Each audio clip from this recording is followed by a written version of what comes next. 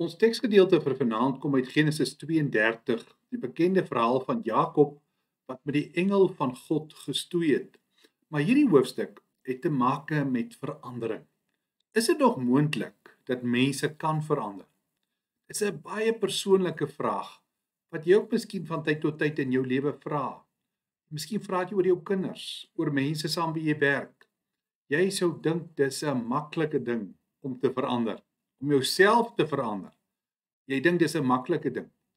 Maar dis nie so eenvoudig om daardie verandering te ervaar en deur te voer nie. En ons teksgedeelte gaan juis oor die verhaal van iemand wat baie probleme in sy lewe gehad het. En hy's hier in die geveg van sy lewe. En Jakob word verander. Die eerste wat ons moet raak sien, is dat Jakob alleen in die donker agterbly.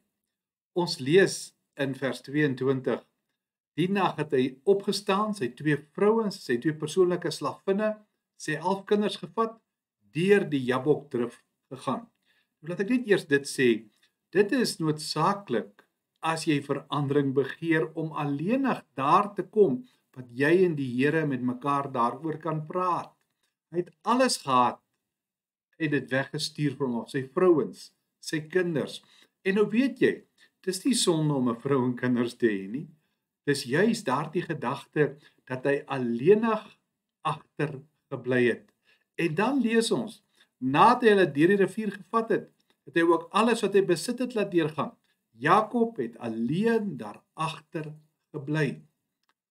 Dit is waarskynlik van die moeilikste dinge om so te kan stil word, alleenig te kan agterbly. En as jy hierdie verhaal lees, dan kan jy sien daar's baie raakpunte ook met die storie wat die Here Jesus vertel het van die verlore seun. Dink net, Jakob is op pad terug. Hy het sy broer bedrieg. Hy wil gaan vrede maak. Esau is op pad na hom toe. Esau is kwaad vir hom. Esau wil hom nie toelaat by daardie huis nie, so dink hy. Nou dink net, hoe het dinge verander vir Jakob? Jakob is in groot moeilikheid, want hy het sy broer bedrieg. Dit is 'n vreeslike ding om jou broer se eersgeboortereg weg te roof van hom af.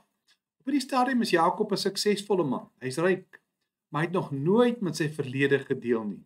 En nou het sy verlede opgevang met hom. En dit is hierdie verhaal wat ons hier kry. Ons lees in vers 6 dat Esau op pad is na hom toe en daar's 400 man by hom. En natuurlik sê vers 7, Jakob is bang. Hy besef, hierdie ontmoeting gaan nie goed afloop nie. Daardie broer wat hy so verontreg het. Nou, dink net weer, daardie dag het Esau vir Jakob gesê, ek gaan jou doodmaak. Nou is Jakob al getroud, hy het 11 kinders, hy's 'n ryk en 'n suksesvolle man, maar sy verlede is nooit gehanteer nie. Nou, dis wat ons sien wat hy iets doen wat hy nog nooit voorheen gedoen het. As jy in vers 9 tot vers 11 in hierdie gedeelte lees, sal jy sien, dis die langste gebed in die boek Genesis. Dit gee vir jou 'n duidelike aanduiding dat Jakob regtig nou met die Here die pad wil loop. Sou Esau nou in vrede kom, versoen, of is dit 'n lewe en dood saak? Want hy het sy eersgeboortereg gesteel en daarom is Jakob hierdie aand nou alleen daar in die donker. En hy is gekonfronteer met 'n situasie wat hy nie 'n idee het hoe hy dit gaan hanteer nie. Môre gaan die krisis wees. Die moeilikheid lê voor hom, die dood lê voor hom. En hy het hier nie meer planne nie. Hy het geen manier hoe hy kan uitkom nie. Hy's aan die einde van homself. En op daardie oomblik het ons lees in vers 24, 'n man het tot dagbreek met hom gestoei. Hierdie vreemde man, daar's geen aanduiding wie hierdie geheimsinnige persoon is nie. Hy kom van nêrens, hy kom na Jakob toe en dit word 'n stoeigeveg. Hy veg met Jakob.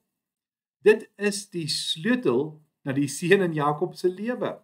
Daardie hele nag geveg vir sy lewe. Dit is duidelik in die res van ons gedeelte, veral in vers 28 en 30, dat daardie man wat met hom kom veg het, God self is.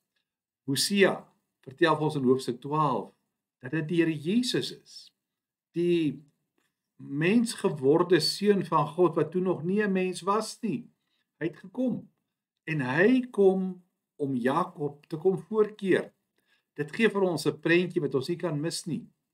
Jakob worstel met die Here is 'n prentjie van Jakob se lewe. Sy hele lewe was dit God teen Jakob.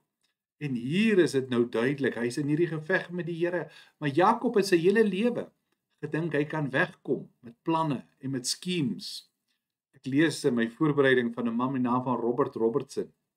Hy sê hy moet een keer in Londen jare terug in 'n perdekoets klim. Hy het gehoop om alleenig te kan ry, maar daar saam met hom in dieselfde koets sit 'n vrou en in haar hand het sy 'n klein gebedeboekie. Gebede en gedigte en liedere daarin. Robinson was nie lus om met die vrou te praat nie en hulle het in stilte gery. Na 'n tyd het die vrou die stilte gebreek. Sy het die boekie gevat en dit so gegooi na Robinson toe en gesê, jy moet tog hierdie lees asseblief. Die woorde gryp mens aan. Robinson het die boek oopgemaak. Toe lees hy 'n baie bekende Engelse lied, 'n geestelike lied. Come thou fount of every blessing, turn my heart to sing thy grace. Sy gesig het verval. Die vrou het die verandering op sy gesig gesien en gesê, ken jy die woorde? Hy het geantwoord, mevrou, dit was ek wat hierdie lied geskryf het 25 jaar gelede. Ek sou so graag weer wil hê wat ek op daardie stadium gehad het, maar ek het dit verloor. Hierdie gedeelte sit vir ons op die tafel. Hoe lyk 'n mens se hart teenoor dit waarheen die Here met jou op pad is? My wil teen God se wil, my drome, my begeertes teenoor dit wat die Here wil doen. Jakob is in hierdie worstelstryd met die Here, want dis hoe die Here werk. Tim Keller het geskryf, partykeer moet die Here met ons worstel om ons lewe te verander. Hy moes met Jakob letterlik 'n stoeigeveg hê, eerder as om hom te vertroos, dit goed met hom te laat gaan, tot 'n veranderde lewe. Die Here het vir Jakob liefgehad. Niemand sou Jakob uit die Here se hand uitruk nie.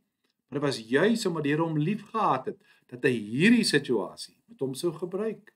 En dan sien ons hoe hierdie geveg voortduur. In die ergste vorm van hierdie stoeigeveg is dit asof die Here in sy genade iets met Jakob wil doen. Weet jy, die Here steek sy hand uit. En dan toe die man agterkom dat hy nie vir Jakob kan wen nie, het die man terwyl hy met hom stoei vir Jakob teen die heup geslaan, sodat uit die potjie gespring het. Een van die sterkste dele van jou liggaam is juis jou heup. En dis wat die Here vir Jakob gaan tot stilstand bring. Hy word stil gemaak daar by die sterkpunt in sy lewe. Dis asof die Here die sterkpunt in sy lewe tot stilstand bring. Ek wonder wat sou daardie plek vir jou wees, jou sterkpunt. Die ding wat jy gedink het, gaan vir jou die reg gee om die seën te gaan haal. Daardie ding wat jy gedink het in jou samestelling, wat vir jou die voorsprong gee bo ander mense.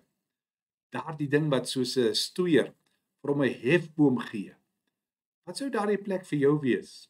Dis presies waar Jakob seer kry. Hy word seer gemaak daar waar die kern van sy krag is, want dis omdat die Here by sy hart wil uitkom.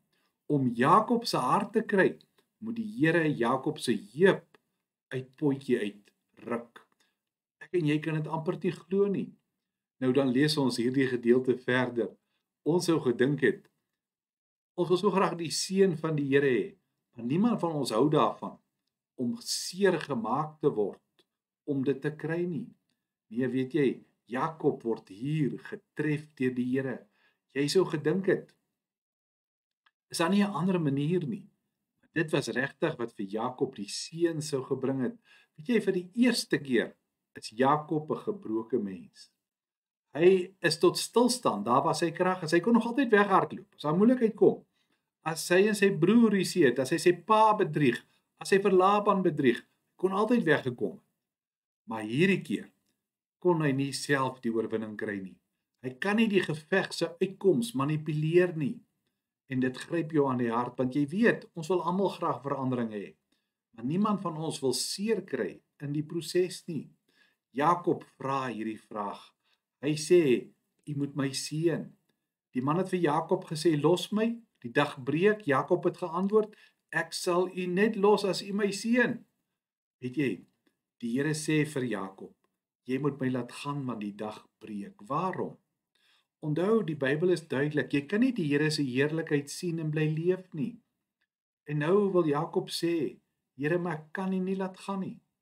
Toe die geveg begin het Jakob al sy koppigheid, daardie selfgenoegsaamheid, sy manipulering gebruik. Hy wou wegkom daarmee.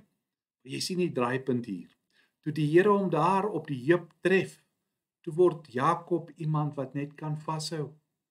Die Bybelverklaarder sê die draaipunt is, as Jakob sê ek sal die nie laat gaan nie.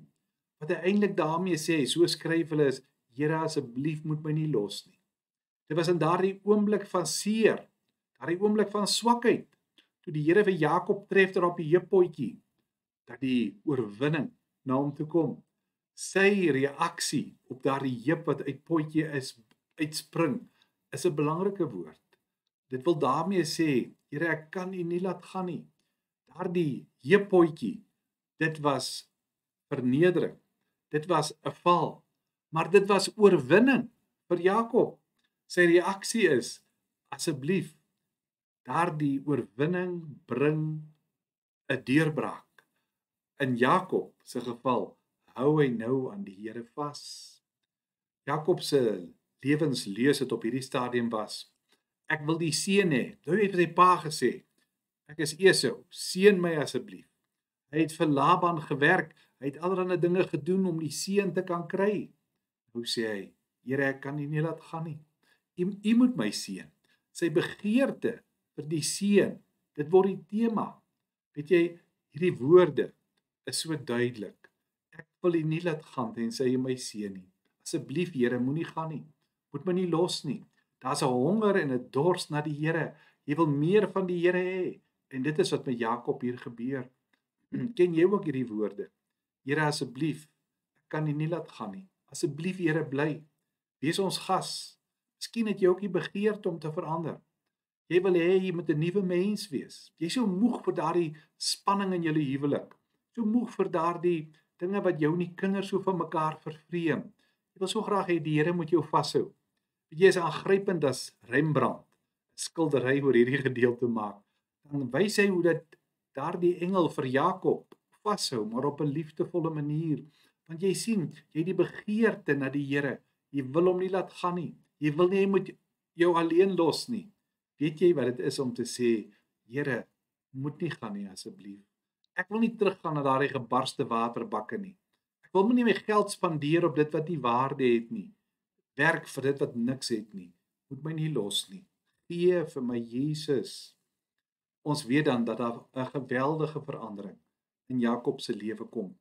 Hy's 'n veranderde mens. Hy kom aangesig tot aangesig met die lewende God. Kyk net bietjie die verandering wat hier by hom plaasvind en ons lees daarvan. Toe vra die man, wat is jou naam? Kan jy onthou, vorige keer het sy pa vir hom gevra, wie is jy? Toe het hy sy broer se naam gegee.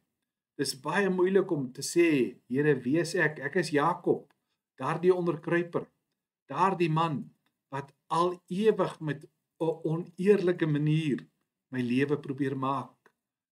Vir die eerste keer antwoord hy, my naam is Jakob. Jakob, miskien was daar stilte in die hemel. Sou hierdie man hierdie keer eerlik wees? Vir die mense van daardie tyd was die naam so belangrik. Want dit het iets vir jou gewys van jou karakter.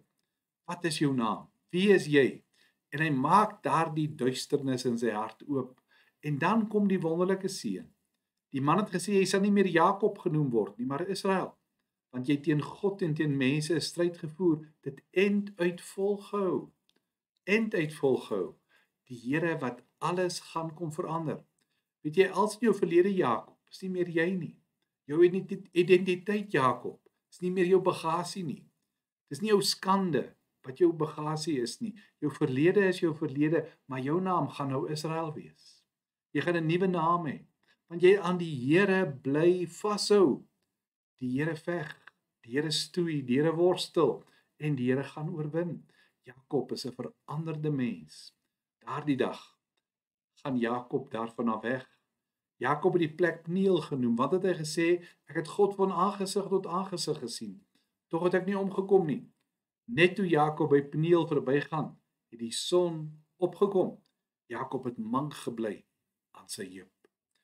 Die son het opgekom, maar Jakob het lam gebly. Dis so 'n beeld van die Christen lewe. Daardie ding dat jy getref is, maar dis die Here wat die son vir jou laat opgaan. Geen wonder dat Psalm 46 sê, wees stil en weet, ek is die Here. En dan weet jy hoe daardie Psalm eindig, die God van Jakob, hy is ons verlosser. Hy is ons beskerming. Weet jy, ek kan maar net vandag vir jou aanmoedig, dat jy daardie verandering waarna jy so begeer, by die Here sal ontvang. Kom ons kyk na ons gebedsonderwerpe.